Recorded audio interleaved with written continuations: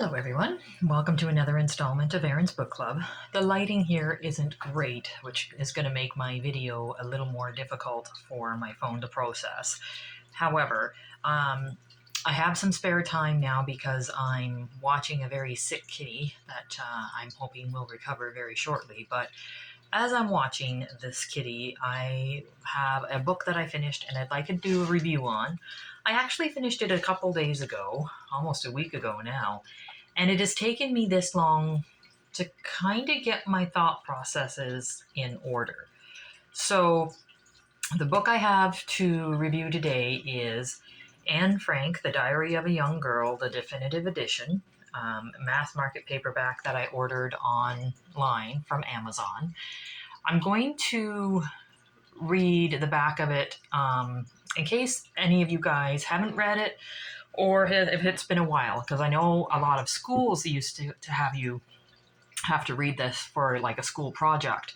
I was never lucky enough to do so, and I really think I missed out here because I think this book would have helped me a lot growing up.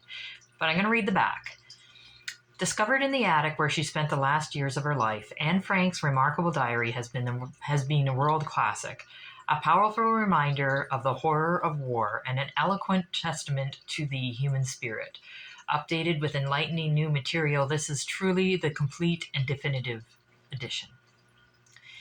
In 1942, as Nazis occupied Holland, a 13-year-old Jewish girl and her family fled their home in Amsterdam and went into hiding for the next 2 years, until their whereabouts were betrayed to the Gestapo. They and another family lived cloistered in the secret upstairs rooms of an old office building. Cut off from the outside world, they faced hunger, boredom, consistent cruelties of living in the confined quarters, and the ever-present threat of discovery and death. In her diary, Anne Frank recorded vivid impressions of her experiences during this period. By turns thoughtful, moving, and amusing, Anne's account offers a fascinating commentary on the courage and frailty and compelling life portraits of a sensitive and spirited young woman whose promise was tragically cut short. This is a first for me. This is actually the very first translated book that I have ever read, and the translator did an amazing job because I know for a fact a lot of the things that would be taken for granted from the people in, I think Holland is where it's from, would understand the words a lot better and understand the culture a lot better. But the translator, Susan Massotti, did amazing because I didn't feel lost and I felt compelled and drawn into this little girl's story. And it was weird because you read it knowing that she doesn't survive, knowing that all of her efforts to stay hidden come to naught. And you're almost reading on the edge of your seat, waiting for that time to come when they are discovered. And in the end, of course, she doesn't write what it's like because she's taken away. She doesn't have a chance. And to find out the end of how a lot of them were very close to being saved when they did pass,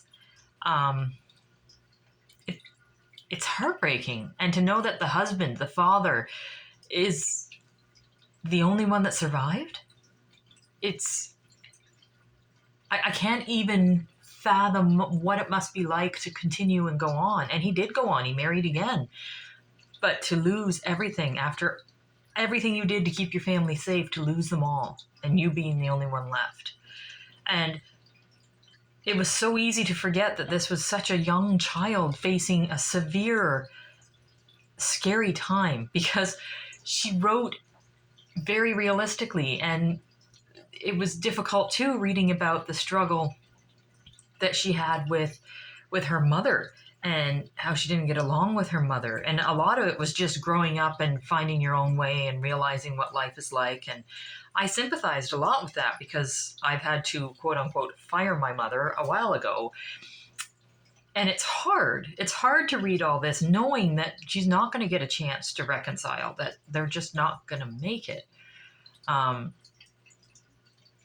knowing that the mother was doing the best she could with what she got and that she did love her children.